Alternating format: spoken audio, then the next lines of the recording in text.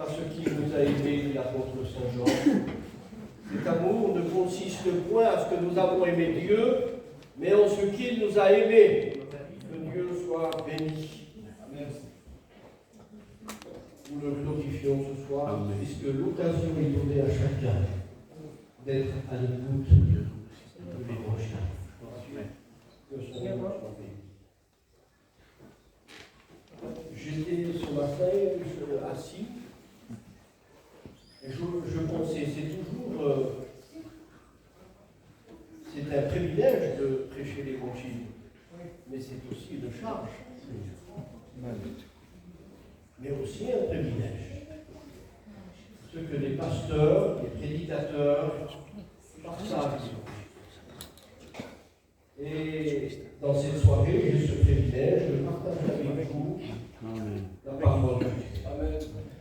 Nous sommes ici l'assemblée de Dieu, puisque le psaume 82 déclare « Dieu se tient dans l'assemblée de Dieu ». Cette assemblée, c'est vous. Que Dieu soit béni. Nous sommes l'assemblée de Dieu. Et je voudrais rappeler ceci, cette vérité de l'Évangile, que cette assemblée constitue l'Église, non seulement un organisme, mais la Bible déclare que l'Église du Seigneur, elle est vivante. Que Dieu soit béni. Ce n'est pas une Église morte, mais une Église vivante, parce que le Saint-Esprit la conduit. Parce que le Saint-Esprit conduit l'Église. Comme le Seigneur a dit dans l'Évangile de Jean, chapitre 14, verset 26, il déclare « Quand le Consolateur sera venu, il vous conduira. Et non seulement il conduira l'Église, mais il enseignera. » Que Dieu soit béni. Amen. Et nous voulons ce soir être enseignés par lui. Ce qui fait la différence entre l'erreur et la vérité, c'est quoi? C'est quoi? La question vous est posée. Qu'est-ce qui fait la différence entre l'erreur et la vérité? Eh bien, c'est le Saint-Esprit. Car l'apôtre Jean déclare son onction nous enseigne toutes choses. Que Dieu soit béni. Amen. Alors, j'ai oublié mes lunettes, mais ce n'est pas grave.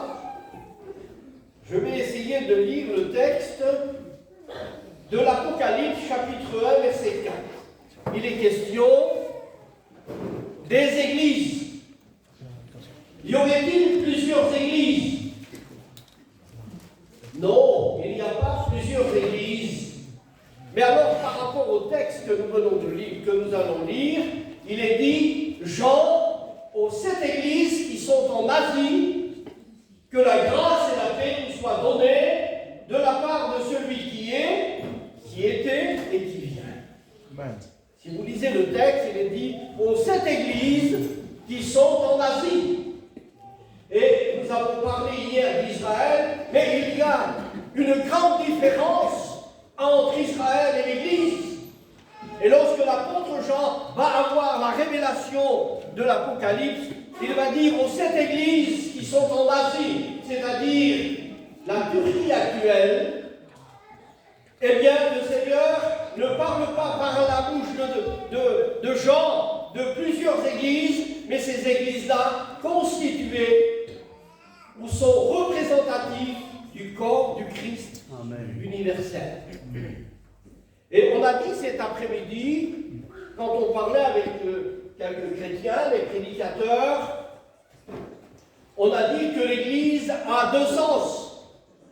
Elle a un sens universel et un sens local. Le sens universel qui nous permet de faire partie du corps du Christ, eh bien c'est la nouvelle naissance. Amen. Et la nouvelle naissance, c'est venir au monde spirituel. Nous étions morts, dit l'apôtre Saint Jean, par nos offenses, mais il nous a rendus à la vie. Amen. En nous faisant grâce. Nous étions morts parce que quelqu'un qui ne connaît pas Dieu, qui ne connaît pas Jésus-Christ, il est mort dans ses péchés. Et l'empêche relation avec le Créateur. Mais lorsque nous avons écouté l'Évangile, eh bien la Bible déclare que l'Évangile nous a transportés dans le royaume du Fils de Dieu. Amen. Que Dieu soit béni. Aux sept églises qui sont en Asie, que la grâce et la paix nous soient données de la part de celui qui est, qui était et qui vient. Et nous avons ici pour la première fois mentionné en Apocalypse le tétragramme. Alors pour certains peut-être ne savent pas ce que c'est que le tétragramme, mais de la part de celui qui est, qui était et qui vient, nous sommes devant ici la divinité de Jésus. Devant la divinité non seulement de Jésus, mais devant les attributs divins de Dieu le Père et de Jésus-Christ. Que Dieu soit béni. De la part de celui qui est, qui était et qui vient. Je le répète parce que c'est important. Nous sommes là devant le tétragramme. Et qu'est-ce que le tétragramme? Eh bien, le tétragramme est rappelé dans l'Exode, chapitre 3, verset 14, où Dieu déclare à Moïse: tu diras aux enfants d'Israël, celui qui s'appelle Je suis m'a envoyé vers vous. Et là, nous sommes devant le verbe être de l'éternité de Dieu. Que son nom soit béni. Et je voudrais vous rappeler ceci. Lorsque les pharisiens, les hommes religieux parlaient et écoutaient Jésus, ils lui ont dit: tu n'as pas 50 ans et tu dis avoir vu Abraham.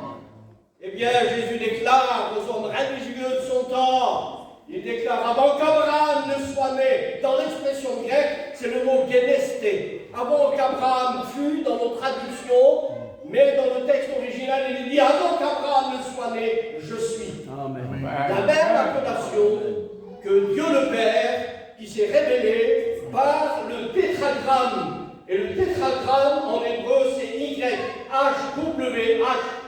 Alors certains ont dit que c'était le mot Jéhovah, mais le mot Jéhovah n'existait pas. Je l'ai rappelé hier. Il n'existait pas dans le Tanakh ou dans la loi ou la Torah. Il n'y avait pas le mot Jéhovah. Le mot Jéhovah est sorti en 1270 par Raymondus Martinini, qui était un moine espagnol. Et il a sorti du tétragramme, il a pris les consonnes du tétragramme et les a mélangées aux voyelles d'Adonai, et il en a sorti le mot Jéhovah.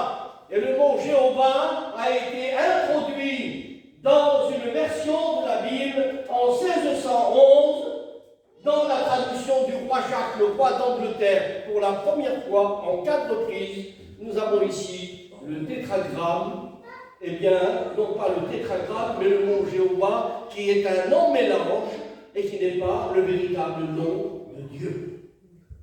Alors, je referme la parenthèse et je voudrais vous dire que lorsque l'apôtre Jean va avoir la révélation en Apocalypse de ce qui va arriver bientôt, eh bien, ce qui va arriver bientôt va être révélé à l'apôtre Jean, et il déclare aux 7 églises qui sont en Asie que la grâce et la paix vous soient données. Et cette grâce n'est pas la grâce d'un président, n'est pas la grâce d'un homme, mais cette grâce, elle s'appelle Jésus. Amen. Que Dieu soit béni. Amen, Seigneur. Ce n'est pas, il n'a pas dit que la paix soit avec vous. Il a dit aux 7 églises qui sont représentatives du corps universel du Christ, il a dit que la paix soit avec vous. Amen. Il n'a pas dit que la paix soit avec vous. Car l'Église qui appartient à Jésus-Christ connaîtra son enlèvement. Que Dieu soit béni. Il en a dit quelques mots. Je n'ai pas le temps de parler, j'aurais voulu parler de la 70e semaine de Daniel, mais le temps ne m'est pas permis de le faire. Peut-être une autre fois, l'occasion me sera donnée, mais je voudrais vous dire et interpeller ce soir que ceux qui n'ont pas la paix de Dieu, la possibilité leur est donnée de recevoir le prince de la paix. Amen. Parce que la paix n'est pas possible en dehors de Jésus-Christ, qui est appelé, selon le prophète Ésaïe, le prince de la paix. Amen. Que Dieu soit béni. Jésus est notre paix. Amen. Nous l'avons expérimenté, et je voudrais le partager ce soir à ceux ceux qui ne connaissent pas cette clé. Celui qui me suit, dit Jésus, ne marchera pas dans les ténèbres, mais il aura la lumière de la vie. Amen. Et celui qui reçoit Jésus, il reçoit celui, qui a promis de donner la paix à ceux qui le reçoivent. Je ne vous donne pas comme le monde le donne, mais Jésus déclare, venez à moi, vous tous qui êtes fatigués et chargés, et je vous donnerai que son nom soit béni. En lisant l'Apocalypse, le dernier livre de la Bible, mérite d'être dans le canon des Écritures, parce que l'Apocalypse est le couronnement de l'Écriture sainte. L'Apocalypse est le couronnement de l'Écriture sainte. On a voulu enlever l'Apocalypse, des écrits sacrés, les pères de l'Église. En 360, on a voulu écarter l'Apocalypse des Saintes Écritures, ou du canon des Écritures, qui signifie la règle. Mais en 397, au second concile de Nicée, on l'y réintégra. Et l'Apocalypse fait partie du canon des Écritures, c'est-à-dire des écrits inspirés. Que Dieu soit béni. Amen. Et nous voulons y plonger nos regards dans le livre de l'Apocalypse, parce que l'Apocalypse ne nous a pas été donné pour couvrir l'avenir de mystère, mais pour nous révéler Amen. Que bientôt, ce qui doit arriver, arrivera. Que Dieu soit béni. On dit Amen à la parole. Amen. Avant de continuer, je voudrais vous dire que hier, on a parlé de Nebuchadnezzar. Il a profané le temple qui avait été construit par le roi Salomon. Le temple a été profané.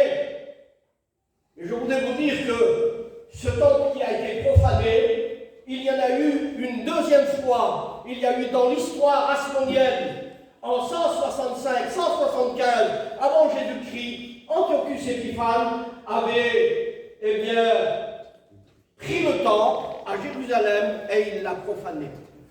Vous savez comment il a fait pour profaner le temple, Antiochus Épiphane?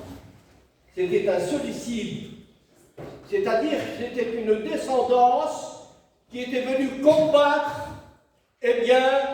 la gloire de Dieu. Et Antiochus Épiphane a offert un porc, un cochon dans le Saint des Saints. C'était l'abomination établie par le prophète Daniel dans son livre.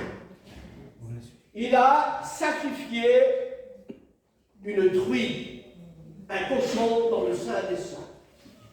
Et à partir de là, avec Nebuchadnezzar, le temple du roi Salomon fut profané.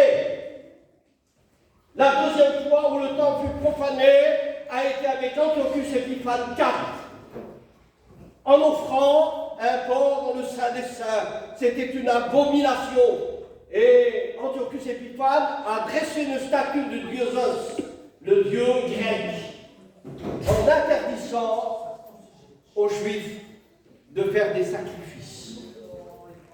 Et il y a eu Mattathias, qui était un souverain sacrificateur de la descendance de Zadok, avait rétabli le culte du Dieu saint avec ses fils Asmon. C'est pour ça qu'on appelle cette période la période asmonienne.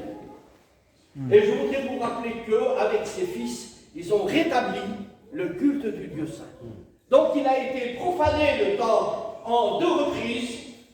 Et je voudrais vous dire que le seul temple qui ne sera jamais profané, c'est le temple qui est l'Église. Amen. Car la Bible déclare par l'apôtre Saint Paul, que nous sommes nous. Nous sommes devenus notre corps, il n'est pas dit de notre cœur. Il dit, nous sommes l'Église du Dieu vivant. Et il déclare ceci, l'apôtre Saint Paul, que nous sommes devenus la demeure du Dieu. Ne savez-vous pas, dit Paul, que votre corps est devenu le temple du Saint-Esprit? Et ce temple de l'Esprit qui est l'Église ne sera jamais profané, ni par l'esprit de l'Antéchrist, ni par l'Antéchrist lui-même, Parce que quand l'Antichrist paraîtra, eh bien l'apôtre Saint Paul déclare, il faut que celui qui le retient ait disparu. Alors paraîtra la nuit, le Seigneur détruira par le souffle de sa bouche et par l'éclat de son habit. Amen. Alors, on sait que c'est l'Église, puisque l'Église, elle est conduite par le Saint-Esprit. Elle est sous l'onction du Saint-Esprit. Mais lorsque l'apôtre Saint Paul parle en 2 Thessaloniciens, eh bien, il faut que celui qui le retient ait disparu. Il ne parle pas de l'Église, parce que l'Église, c'est un féminin. Mais la formulation dont Paul parle, elle est au masculin. Il dit, il faut que celui qui le retient ait disparu. On sait qu'il y a l'Église, mais en priorité, c'est le Saint-Esprit qui ne sera pas enlevé, parce que le Saint-Esprit, qui est Dieu, qui est divin, est omniprésent. Il remplit l'univers. Puisque l'apôtre déclare que le Saint-Esprit va même jusque dans les profondeurs de Dieu. Dieu habite une lumière inaccessible, que nul homme n'a vu ni ne peut voir. Et là, nous sommes devant le divin par rapport à la personnalité du Saint-Esprit. Il va sonder les profondeurs de Dieu, alors que Dieu habite une lumière inaccessible. Je voudrais rappeler ceci. Amen. Je voudrais rappeler que le Saint-Esprit barre le chemin de l'apparition de l'Antichrist. Parce que dans l'Ancien Testament, par rapport au déluge et par rapport à Noé, eh bien, il est dit ceci. Dieu déclare, mon esprit ne restera pas toujours dans l'homme. Et il est question de la personnalité du Saint-Esprit. Et quand Dieu déclare, mon esprit ne restera pas toujours dans l'homme, Dieu déclare, eh bien, quand la Bible déclare que Dieu enleva son esprit, le déluge est venu, le jugement de Dieu s'est abattu sur les hommes. Donc déjà, dans l'Ancien Testament, le Saint-Esprit retenait le mal, retenait le jugement de Dieu. Et quand Dieu enleva son esprit des hommes, le déluge est venu. Et je voudrais vous rappeler cette vérité de l'Évangile, lorsque l'apôtre Saint Paul déclare, il faut que celui qui le retient ait disparu, mais le Saint-Esprit ne disparaîtra pas, c'est l'Église qui disparaîtra, parce que le Saint-Esprit conduit l'Église. Mais quand l'Église disparaîtra, le Saint-Esprit ne disparaîtra pas, mais celui qui barre le chemin à l'Antichrist s'écartera du chemin pour laisser, eh bien, l'Antichrist paraître et faire ce qu'il a à faire, mais il ne fera pas. Je voudrais vous faire comprendre quelque chose, parce que ce soit les hommes d'État, que ce soit l'Antichrist, il sera, même le diable, eh bien, ils sont sous la souveraineté de Dieu. Amen. Le diable, savez-vous ce que c'est le diable? Il y en a qui ont peur du diable. Le diable, c'est comme un chien qui est attaché avec une chaîne. Et il ne peut pas aller au-delà de la chaîne. Lorsqu'il est attaché, eh bien le diable, c'est comme un chien. Il est attaché comme une chaîne. Il ne peut pas faire ce qu'il veut, parce que Dieu est souverain. Amen. Que Dieu soit béni. Parce que son jugement appartient à Dieu. Le jugement du diable appartient à Dieu. Alors je voudrais passer vite, ça passe l'heure. Et je voudrais revenir sur l'Église. Cette Église qui appartient à Dieu, elle est née à la Pentecôte, elle se terminera à l'enlèvement de l'Église. C'est-à-dire à l'enlèvement de l'Église qui sera le plus grand acte eschatologique que l'histoire du monde, parce qu'il y aura des dizaines, des centaines, des milliers de disparus. Et oui, l'Église sera enlevée pour vivre avec le Seigneur dans le ciel.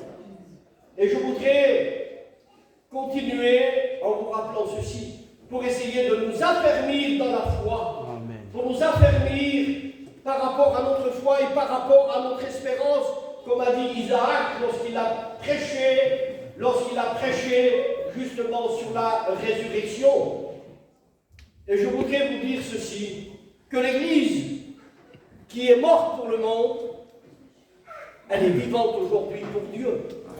Parce qu'elle ne vit plus dans le péché. Elle a été libérée de la puissance du péché pour vivre en nouveauté de vie avec le Seigneur. Et cette Église qui lui appartient, eh bien, n'appartient plus au monde. Jésus a dit, je ne te prie pas de les enlever, je ne te prie pas de les ôter du monde, mais de les préserver. Et dans l'expression grecque, le mot protéger, je ne te prie pas de les ôter, mais de les protéger. C'est le mot en grec, c'est le mot tilizo. C'est une protection. Ceux qui veulent vivre pieusement au Jésus-Christ, qui sont fidèles à Dieu dans l'obéissance, ils ont la protection de Dieu. Amen.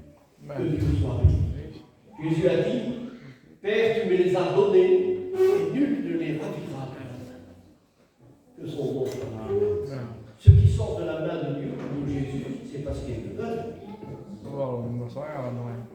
Oui, mais ceux qui veulent vivre fidèlement à Dieu, fidèlement dans l'obéissance, demeurent dans la main de Dieu. Et non seulement dans la main, mais sous la main puissante de Dieu. Soumettez-vous, dit Paul, sous la puissante main de Dieu. Que son nom soit béni. Et autant qu'on vous donne, il vous élèvera. Que Dieu soit béni. Alors, je ne vais pas qu'introduire, je vais essayer de rentrer dans le message, dans la petite demi-heure qu'il me reste. Je voudrais vous rappeler ceci. Cette vérité chronologique. Parce que certains disent que l'Apocalypse n'est pas chronologique. Alors, dans certains endroits, elle n'est pas chronologique. Mais je voudrais vous rappeler que lorsque l'apôtre Jean parle de l'Église, du corps du Christ, au chapitre 4, il y a quelque chose qui se passe. Une voix se fit entendre du ciel, et une petite porte s'ouvre dans le ciel, et cette petite porte dans le ciel va s'ouvrir, et une voix se fit entendre. Et qu'est-ce que la voix dit à l'apôtre Jean?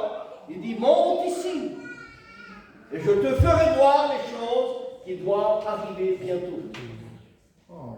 J'avais cité cet après-midi, en parlant comme ça, Apocalypse chapitre 1, verset 9. Chapitre 1, verset 19. Et l'apôtre Jean va recevoir une interpellation et il va dire, Dieu va parler à l'apôtre Jean, écris ce que tu as vu. Et qu'est-ce que l'apôtre Jean a vu? Il a vu le Christ glorifié, si vous lisez tout le chapitre 1 de l'Apocalypse. Ensuite, il dit, écris ce qui est le temps de l'Église et ce qui va arriver ensuite. Et ce qui va arriver ensuite, eh bien, c'est après l'enlèvement de l'Église. Et ce qui va arriver ensuite, eh bien, c'est l'intronisation de l'Église par l'apôtre Jean qui faisait partie de l'Église. Et tous les exégètes sont unanimes à ce sujet et sont d'accord à ce sujet parce que Jean représente l'Église. Et là, nous sommes devant l'enlèvement de l'Église. Et quand Jean est ramené au ciel par la petite porte, eh bien, Jésus déclare, et l'Évangile nous déclare, après cela, le mot métatota, c'est plus le même temps, c'est un autre temps. Quand l'Église sera enlevée et en sécurité, alors paraîtra ce qui doit paraître, l'Antichrist. Jamais l'Antichrist ne paraîtra pendant que l'Église sera sur la terre. Il faut qu'elle connaisse au préalable son enlèvement. Il faut que celui qui le retient ait disparu, alors paraîtra la vie que le Seigneur détruira par le souffle de sa bouche et par l'éclat de son avis. Il faut, chrétiens, Église du Seigneur, savoir se situer dans le temps. Il ne faut pas marcher à tout vent de doctrine. Mais nous voulons, nous, être enseignés par l'Écriture. Et l'Église doit évoluer pour qu'elle soit, non pas fragile, vacillante, mais il faut qu'elle soit dans une stabilité biblique. Amen. Que Dieu soit béni. Amen. Et lorsque la Bible parle à l'apôtre Jean, et il dit ceci, et j'ai vu comme une mer de verre, semblable à du cristal. Qu'est-ce que cette mer de verre? Semblable à du cristal. Eh bien, je voudrais vous dire que nous sommes là devant l'Église, parce que l'Église, elle est transparente.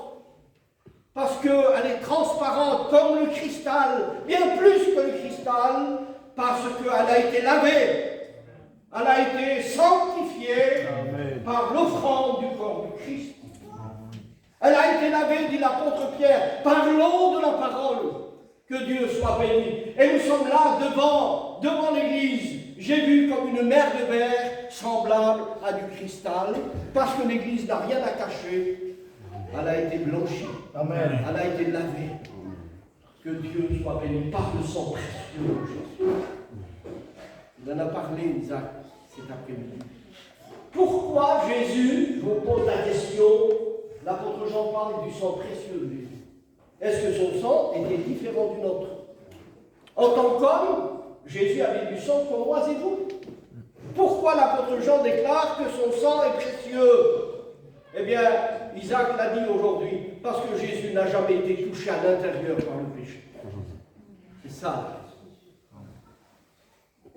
Pourtant, il avait du sang, comme tous les hommes, de par sa mère Marie, parce que le divin n'a pas de sang. Les anges n'ont pas de sang. Et si Jésus avait du sang, c'est parce que ça s'appelle son humanité. Il est devenu homme pour accomplir le plan rédempteur. Au travers de sa chair, Alléluia. Au travers de son corps. Jésus n'a pas pardonné nos péchés en tant que Dieu, en tant que divin, parce que le divin n'a pas de sang. Et l'apôtre Saint-Pierre va le confirmer en disant que Christ est mort et il a porté nos péchés en son corps sur le bois. C'est en tant qu'homme qu'il a porté nos péchés en son corps sur le bois. Alors certains, ils chantaient avant, ils chantaient un cantique, le sang est descendu du ciel, le sang est descendu de chez vers Dieu, mais chez Dieu il n'y a pas de sang, c'est les humains qui ont du sang. Et je voudrais vous dire, frères et sœurs, que le sang de Jésus, il est précieux. Et lorsque l'apôtre Saint Jean déclare que le sang de Jésus est précieux, c'est parce que Jésus n'a pas eu part au péché. Amen. Que Dieu soit béni. S'il y aurait eu une faille dans sa vie, personne n'aurait été sauvé.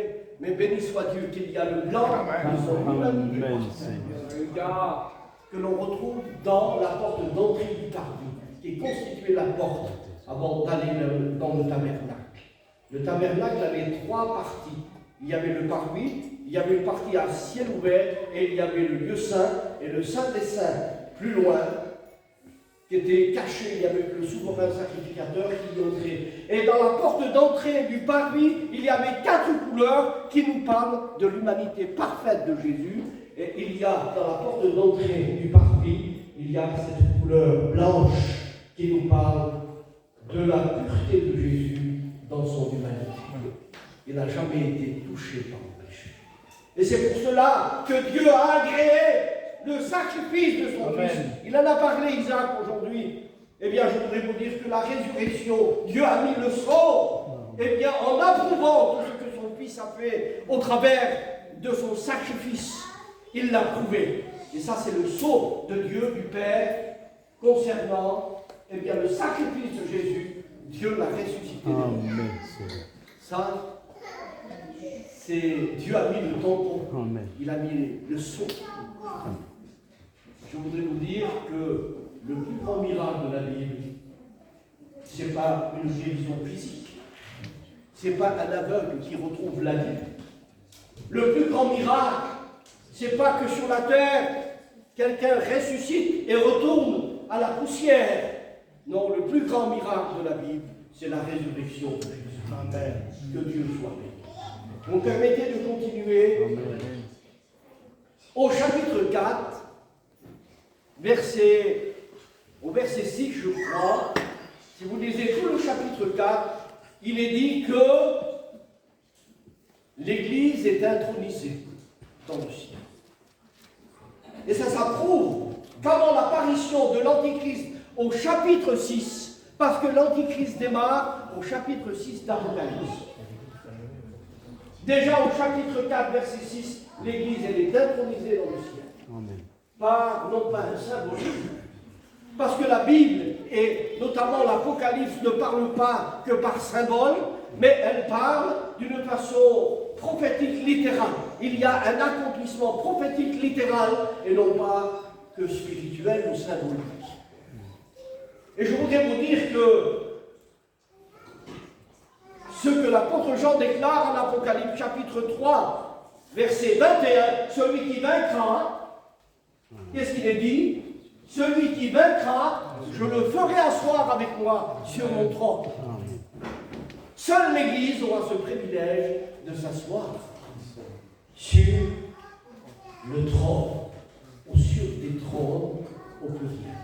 Il est dit en Apocalypse chapitre 20, et j'ai vu des trônes, et ceux qui s'y assirent furent donnés le pouvoir de juger.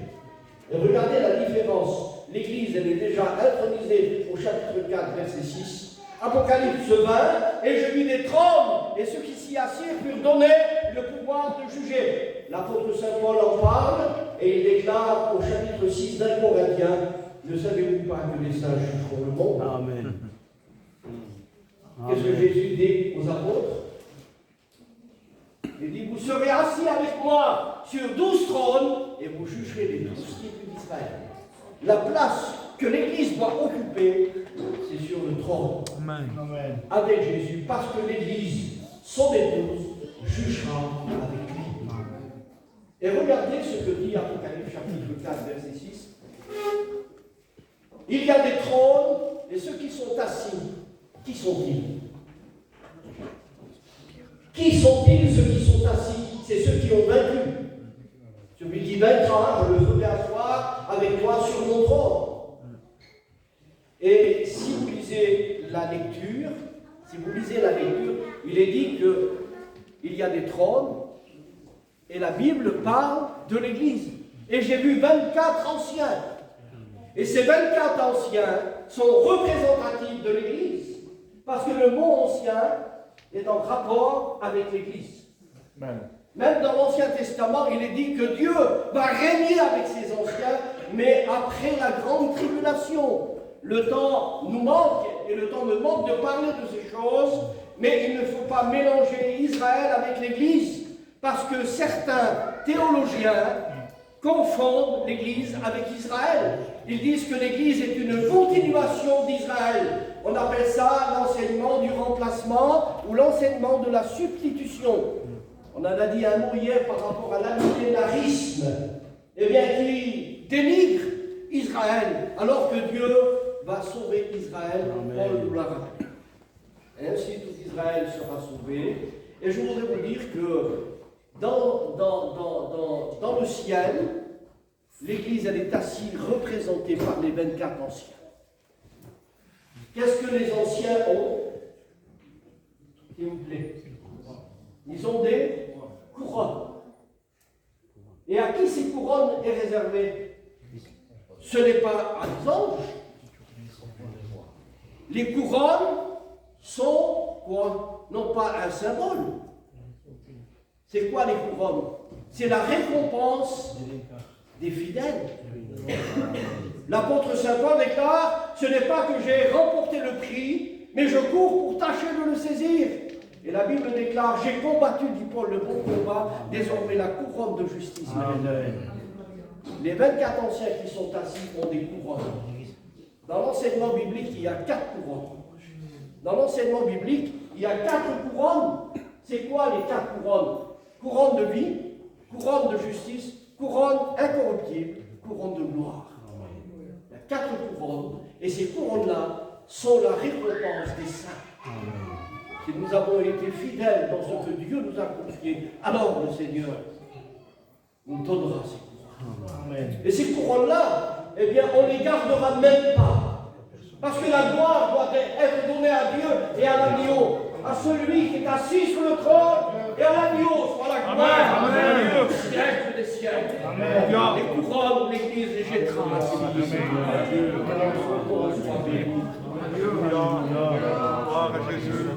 Il y a autre chose que les 24 anciens représentent l'Église, c'est le vêtement blanc. Ils sont assis pour juger. 2, ils ont des couronnes. 3, ils sont revêtus de vêtements blancs. Et c'est quoi le vêtement blanc? Eh bien, la réponse, c'est toujours la Bible. Parce que la Bible s'interprète et s'explique par elle-même.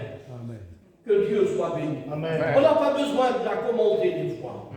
Parce qu'elle est la réponse, la Bible. Amen. Elle se suffit à elle. Et quand il est dit qu'ils sont revêtus de vêtements blancs, le vêtement blanc, c'est quoi? Apocalypse 19, verset 5.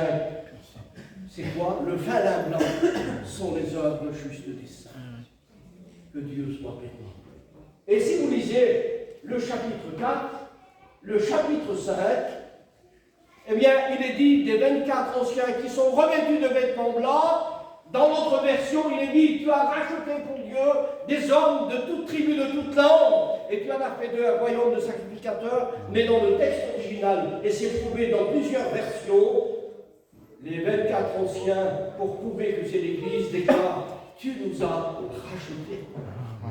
Que Dieu soit béni. Tu nous as rachetés. Certains ont dit que c'était des anges, mais un ange n'a pas besoin d'être racheté.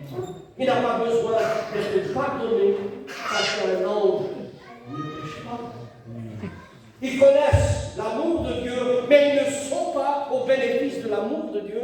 Il n'y a que l'Église qui est au bénéfice de l'amour de Dieu, parce qu'elle a passé par cette expérience où l'apôtre Saint Paul déclare en Romains 8, ne savez-vous pas que l'amour de Dieu nous pousse à la repentance. Que Dieu soit béni. Vous me permettez de continuer? Amen. Que Dieu soit béni pour sa grâce. Merci pour ta parole. Chapitre 5 d'Apocalypse.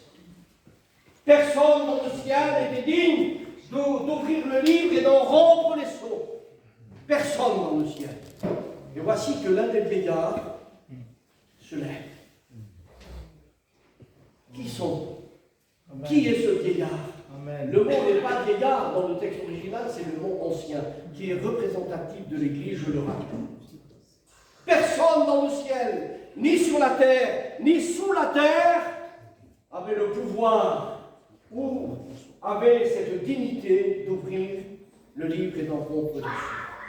Et l'un des anciens se lève et dit, ne crains point. Voici le lion de la tribu de Juda. Israël ne connaît pas Jésus comme le lion de la tribu de Juda.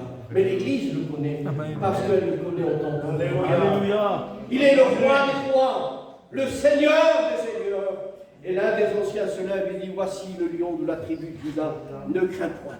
Lui est digne d'ouvrir le livre et d'en rompre les sceaux. On dit Amen. Amen. On continue. Alléluia. Apocalypse, chapitre 6. Et j'ai vu paraître, dit l'apôtre Jean, un cheval blanc. Le cavalier qui le montait, qui était le cavalier qui le montait, parut un cheval blanc. Alors certains ont dit que c'était Jésus. Ils ont dit que c'était l'évangélisation. Mais là, on n'est pas devant l'évangélisation. Parce que même aujourd'hui, eh bien, la charité du plus grand nombre se refroidit. Les hommes ne supporteront plus, eh bien, cet évangile-là. Ils se donneront une foule de docteurs aimant entendre des choses agréables, des choses qui flattent l'entendement des hommes. Eh bien, nous sommes là devant l'apostasie qu'il y a aujourd'hui dans notre monde. On change tout. On appelle le mal bien et on appelle le bien mal. Qu'est-ce qu'a dit les autorités françaises? On dit que la loi de la République est plus grande que la loi. Et c'est pour cela qu'on assiste aujourd'hui à l'apostasie dans le monde. C'est loin d'être l'évangélisation. C'est loin d'être le salut de tous les hommes. Non, l'évangile elle est prêché, mais Jésus n'a pas dit que tous les hommes de la terre seront sauvés. Seuls ceux qui accepteront Jésus comme leur sauveur personnel et le recevront qui seront sauvés. Jésus a dit, allez par toute la terre, allez à partir de Jérusalem, Samarie, Judée et jusqu'aux extrémités de la terre pour que l'évangile soit annoncé. Mais Jésus n'a pas dit que tous les hommes se convertiraient à Jésus-Christ. Mais pour servir de témoignage à toutes les nations, il faut que l'évangile soit prêché dans le monde. À celui qui croira et qui sera baptisé sera sauvé, celui qui ne croira pas sera condamné. Parce que le salut, il est lié au choix de l'homme.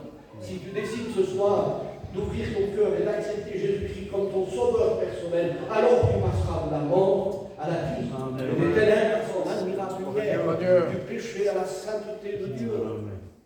Alors, je voudrais continuer, il n'est pas tard. Il est 10h moins 10, moins 5 à peu près. Et je voudrais vous lire ce soir au nom de la parole. Eh bien, qu'aucun être angélique, que ce soit les séraphins, les chérubins ou les archanges, ne pourront jamais être assis sur des trônes si ce n'est seule l'Église qui jugera avec Jésus-Christ. Amen. Que Dieu nous soit béni. Alors, je reviens au chapitre 6. Personne n'était digne. Mais voici, une voix se fait entendre. Voici le lion de la tribu de Juda qui est digne de rompre le livre, d'ouvrir le livre et de rompre les sceaux.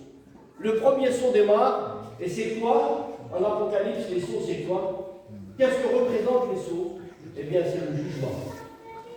Le premier sceau va être ouvert, et certains exégètes ou commentateurs de la Bible déclarent que ce Jésus, que en Apocalypse 6, le cavalier au cheval blanc, c'est Jésus, c'est faux. Parce qu'il est dit ceci.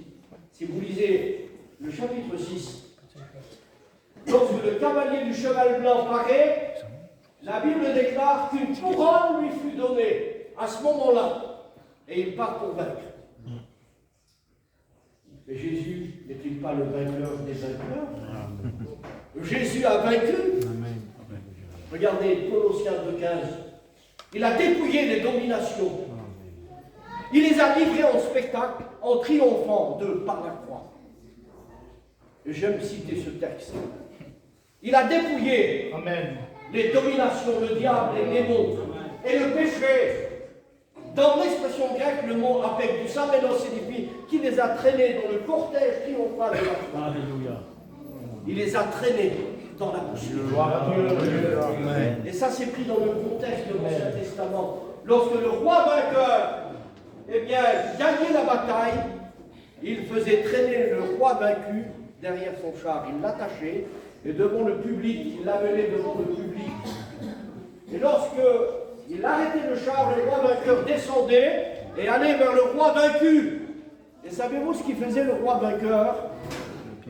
Il descendait et cassait la nuque du roi vaincu. Si le diable a comme appellation le lion, mais ce n'est pas le vrai lion.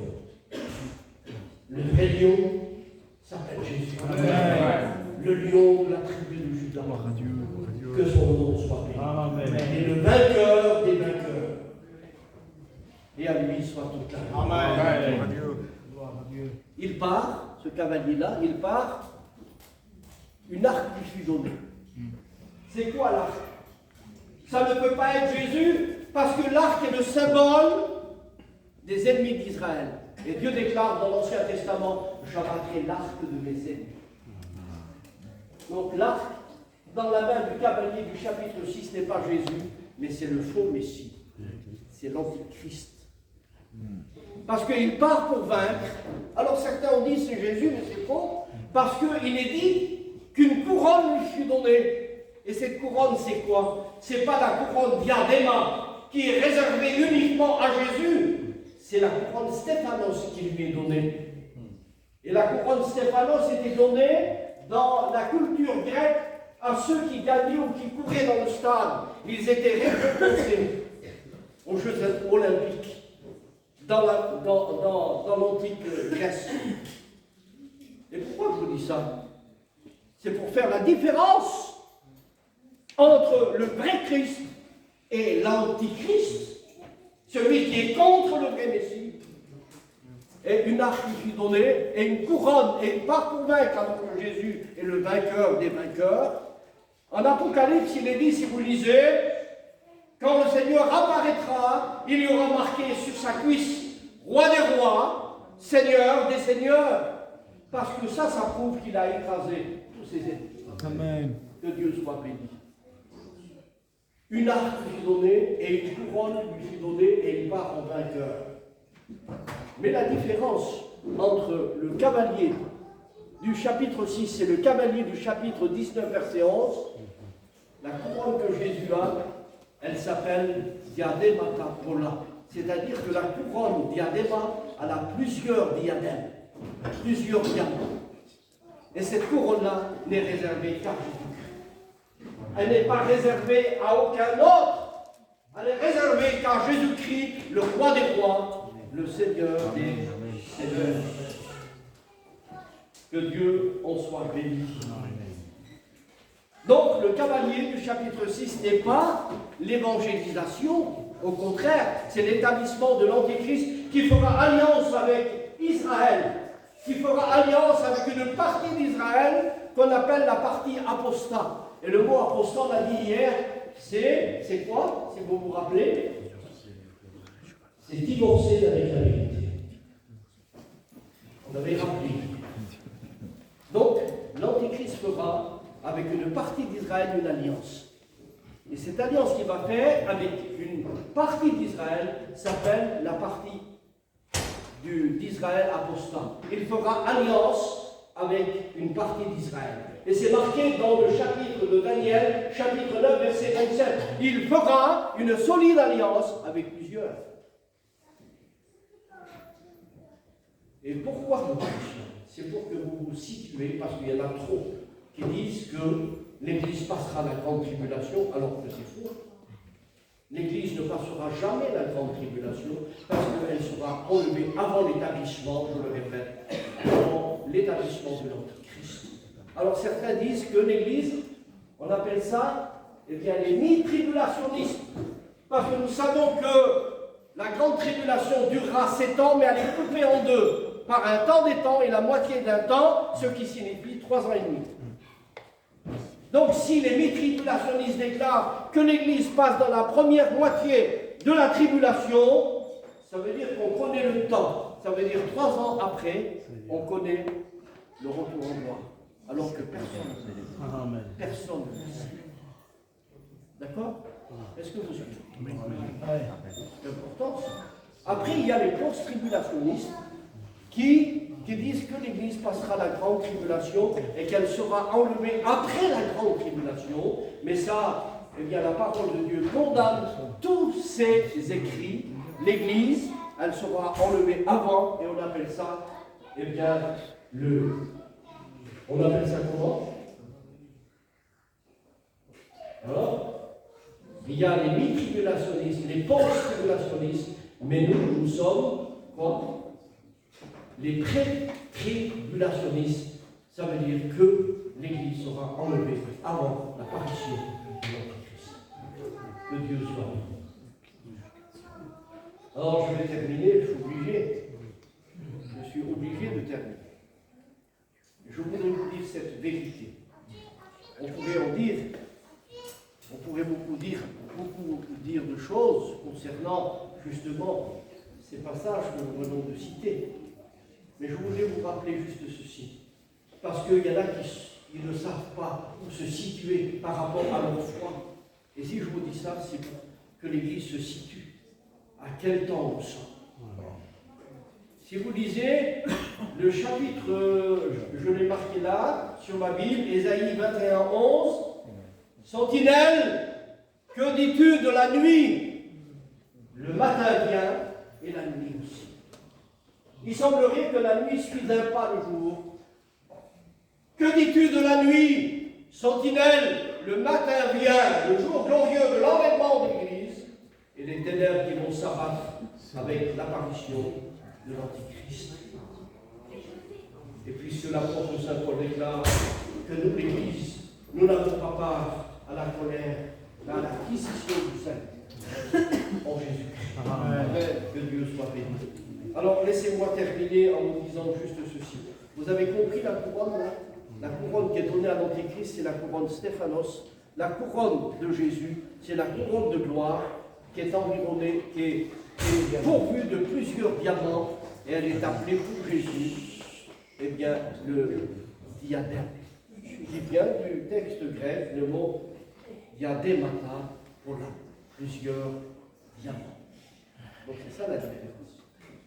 Et le texte grec est précis. Donc il ne faut pas mélanger, eh bien, le cavalier du chapitre 6 d'Apocalypse avec le cavalier d'Apocalypse 19, verset 11. Ce n'est pas le même parce qu'ils sont différenciés par la couronne et par l'arc qui est donné justement à l'Antéchrist qui démarre pour vaincre. Alors, je termine et je voudrais juste dire ceci. Lorsque le cavalier d'Apocalypse démarre, qu'est-ce qu'on a dit?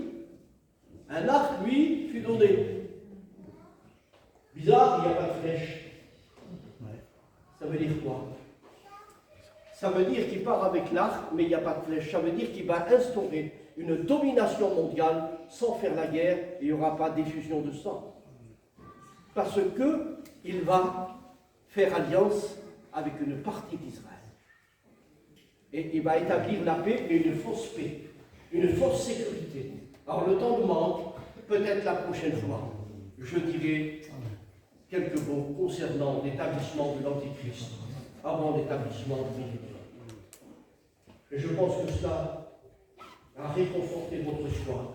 Amen. Parce que les tribulations auxquelles nous sommes exposés, auxquelles l'Église est exposée, les tribulations sont une attaque de Satan par rapport à notre foi, mais la grande tribulation, Apocalypse chapitre 2, déclare,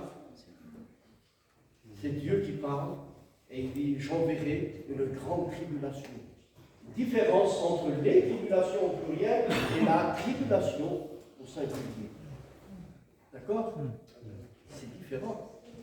Les tribulations sont une attaque de Satan par rapport à notre foi, mais la grande tribulation, c'est Dieu qui l'enverra, et il l'enverra sur un monde impie.